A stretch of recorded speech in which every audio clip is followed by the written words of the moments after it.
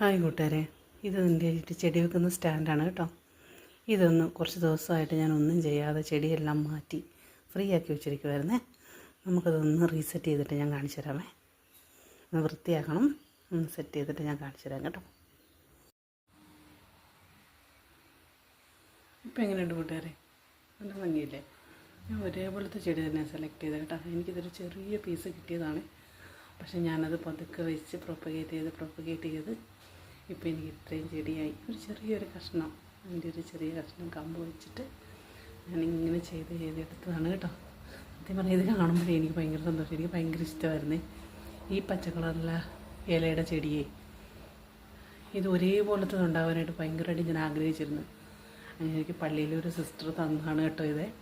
ആ സിസ്റ്റർ എനിക്കൊരു ചെടി കൊണ്ട് തന്ന് ഞാനത് വെച്ച് വളർത്തി വലുതാക്കി ഇപ്പം ഇത്രയും പീസസ് ആക്കി ഞാനത് മാറ്റി കേട്ടോ.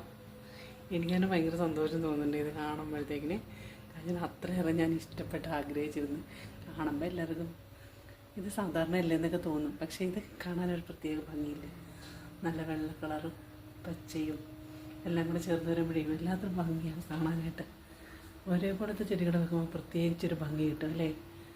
അത് എനിക്ക് മാത്രം തോന്നുന്നതാണോ? അത് എല്ലാവർക്കും അങ്ങനെ തന്നെയാണോ? ഒന്ന് കമൻറ്റ് ചെയ്തേക്കണം കേട്ടോ.